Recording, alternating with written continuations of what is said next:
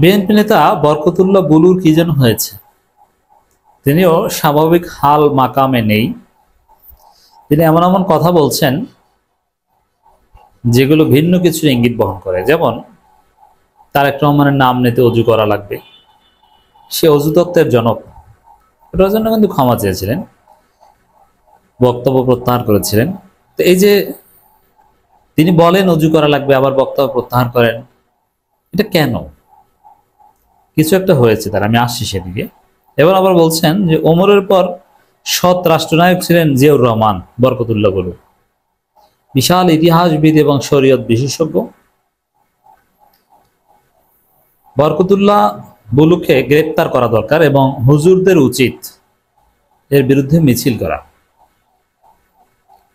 একে ধরে দৌড়া মারা উচিত। বরকতুল্লাহ বুলুকে মসজিদের সামনে বিচার করা দরকার, যত বড় অপরাধ করেছে। এই বক্তব্যের সমস্যাটা কি? বুলুর বিরুদ্ধে জরুরি ব্যবস্থা নিতে হবে, এত বড় সমস্যা। দেখেন, তারেক রহমানের নাম নিতে অজু করা লাগবে, ওটা কোনো ফৌজদারি অপরাধ ছিল না, ইসলামী দৃষ্টিতে শাস্তিযোগ্য অপরাধ ছিল না। কিন্তু ওমরের পর সৎ রাষ্ট্রনায়ক ছিলেন জিয়াউর রহমান, এই কথা যিনি বলেছেন, এরপরে তাকে এখন দৌড়া মারা যেতে পারে। এটা কাজী, মানে শরীয়তের বিচারক তাজির করতে পারেন, তার তার বিবেচনা বোধ থেকে কত দৌড়া মারা উচিত বা কি করা উচিত এরকম রায় দিতে পারেন। তিনি এত বড় অপরাধ করেছেন।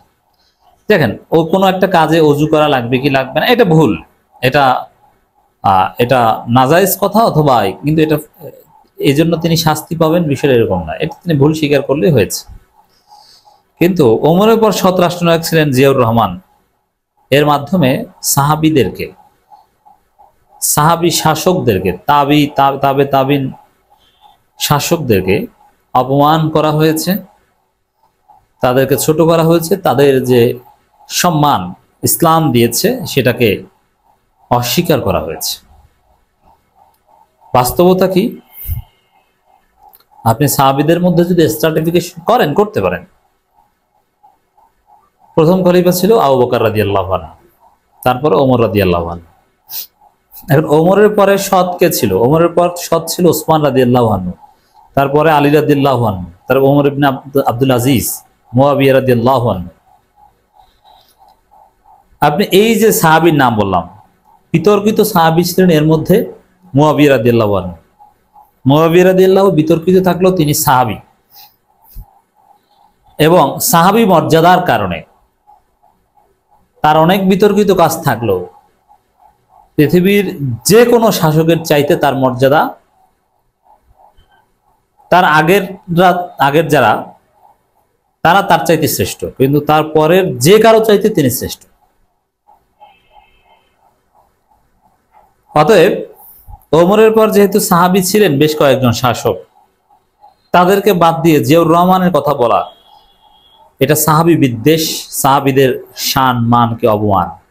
এনায়েতুল্লাহ আব্বাসীর যে ফতোয়া, সাহাবীদেরকে যারা এভাবে অপমান করে, সাহাবীদের চাইতে জিয়াউর রহমানের মতো একজন লোককে যদি কেউ উপরে উঠায়, ডক্টর এনায়েতুল্লাহ আব্বাসীর মতে তো তাকে হত্যা করা উচিত আমার মনে হয়। কি এটা আমি ধারণা করে বললাম, কারণ সহজ হিসাব আপনি বুঝেন না কেন? ওমরের পরে খলিফা ওসমান রাদিয়াল্লাহু আনহু, তারপর আলী রাদিয়াল্লাহু আনহু। আপনি এই দুইজনকে বাদ দিয়ে আপনি জিয়াউর রহমানকে তাদের উপরে উঠালেন, আপনার ইমান আছে? সাহাবীদের প্রতি সম্মান, এটা আপনার ইমানের পার্ট।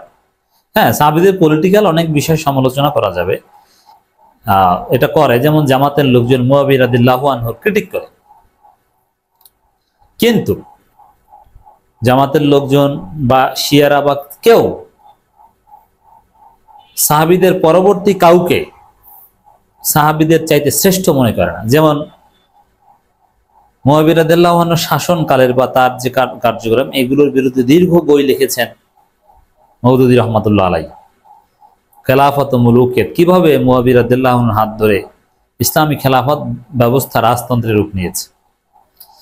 কিন্তু সেই মওদুদী বলেছেন মুয়াবিয়া রাদিয়াল্লাহু আনহু একজন সাহাবী, তিনি একজন জান্নাতি সাহাবী, জান্নাতের সার্টিফিকেট প্রাপ্ত সাহাবী। তার মর্যাদা দুনিয়ার যে কারো চাইতে বেশি, নন সাহাবীর চাইতে। আমার মতো মওদুদি কখনো তার একটা পশমের সমান মর্যাদাবান হতে পারে না। এর মানে কারো কিছু কার্যক্রমের বিশ্লেষণ করা এক জিনিস, আর আমাদের মতো কাউকে সেই সাহাবীদের চাইতে উপরে উঠানো এটা ভয়ঙ্কর অপরাধ। এই অপরাধ শিয়ারাও করে না। শিয়ারা আলী রাদিয়াল্লাহু আনহুর সাথে আবু বকর রাদিয়াল্লাহু আনহুর তুলনা করে আলীকে শ্রেষ্ঠ বানায়, তাদেরই সমসাময়িক সাহাবীদের সাথে তুলনা করে একজনকে শ্রেষ্ঠ বানায়। কিন্তু শিয়ারা খোমেনিকে, ইমাম খোমেনিকে সাহাবীদের সাথে, সাহাবীদের চাইতে উপরে উঠায় না। তা বরকতুল্লাহ বুলু কি অপরাধ করেছে বুঝতে পারছেন? যে অপরাধ শিয়ারা করে না, জামাতের লোকজন সহ কেউ করে না। শিয়াদের ঝগড়া বোঝেন আপনি? শিয়াদের ঝগড়াটা কি? তারা আলী রাদিয়াল্লাহু আনহুকে সর্বশ্রেষ্ঠ বা খেলাফতের সবচেয়ে হকদার বা আহলে বাইতের পরিবার বা এগুলোকে সুপ্রিমাইজ করেন। এই কিন্তু তারা কখনো বলে না যে না ওই সাহাবী যারা আছে তাদের চাইতে আমি শ্রেষ্ঠ, কথা কেউ বলে না। আর জিয়াউর রহমান তো ভাই আমার মতো আপনার মতো একজন স্বাভাবিক আমাদের সমসাময়িক একজন মানুষ, মানে আমাদের এই জমানার এই শতাব্দীর বা কাছাকাছি শতাব্দীর মানুষ। জিয়াউর রহমান সৎ ছিলেন, ভালো ছিলেন, সব ঠিক আছে, এটা নিয়ে আমাদের কোনো ইখতিলাফ নেই। জিয়াউর রহমানের প্রকৃত অনুসারী এখন ইসলামপন্থীরা, বিএনপি জিয়াউর রহমানের অনুসারী নয়। জিয়াউর রহমান নাম বেঁচে খায়। জিয়াউর রহমান ব্যক্তি হিসেবে, শাসক হিসেবে সৎ ছিলেন, এতে কোনো সন্দেহ নাই। কিন্তু তার ক্ষমতা গ্রহণ প্রক্রিয়া, কিংস পার্টি গঠন, এগুলো তো আবার অবৈধ ছিল। মানে আর্থিক দুর্নীতি করেননি, স্বজন প্রীতি করেননি, এটা ঠিক, বা করলো আমরা জানি না। কিন্তু পলিটিক্যাল আকাম তো জিয়াউর রহমান করেছেন, এটা অস্বীকার করা যাবে? এবার তার সময় বিচার বহির্ভূত হত্যাকাণ্ড ঘটেছে, অনেককে ধরে ধরে ফাঁসি দিয়েছেন, হত্যা করেছেন মিলিটারি কায়দায়, এটা আমরা জানি না। সে যাই হোক, তাবিও না, আমার আপনার মতো সমসাময়িক যুগের একজন মানুষ, তাকে আপনি অন্যান্য সাহাবীদের চাইতে উপরে উঠিয়ে দিয়েছেন। জিয়াউর রহমানের স্ত্রী খালেদা যেহেতু পর্দা করে না, আপনি এখানে সাহাবীদের সাথে তুলনা করার দরকারটা কি? আপনি জিয়াউর রহমানকে তো শেখ মুজিবের সাথে তুলনা করে শ্রেষ্ঠ বানাবেন, বা বাংলাদেশের ইতিহাসে যত শাসক এসেছে তাদের সাথে তুলনা করে তাকে শ্রেষ্ঠ বানান। আপনি সাহাবীদের উদাহরণ টানেন কেন? তো এই বরকতুল্লাহ বুলুর সমস্যা আছে। কি সমস্যা? বরকতুল্লাহ বুলুর কাছে বিএনপি একটা ধর্ম, সেই ধর্মের প্রতিষ্ঠাতা নবী জিয়াউর রহমান আর তারেক জিয়া, খালেদা জিয়া, এরা ওই ধর্মের নবী, এইটা মনে করেন বরকতুল্লাহ বুলু। এই কারণেই জিয়াউর রহমানকে সাহাবীদের চাইতে উপরে উঠান আর তারেক রহমানের নাম নিতে ওযু নেওয়ার কথা বলেন। এটাকে কোনো পলিটিক্যাল পার্টি মনে করেন না। পলিটিক্যাল পার্টি মনে করলে তো জিয়াউর রহমানকে গালি দেওয়া জায়েজ মনে করতেন। বরকতুল্লাহ বুলুর শাস্তি দাবি করছি সাহাবীদের অপমান করার অপরাধে।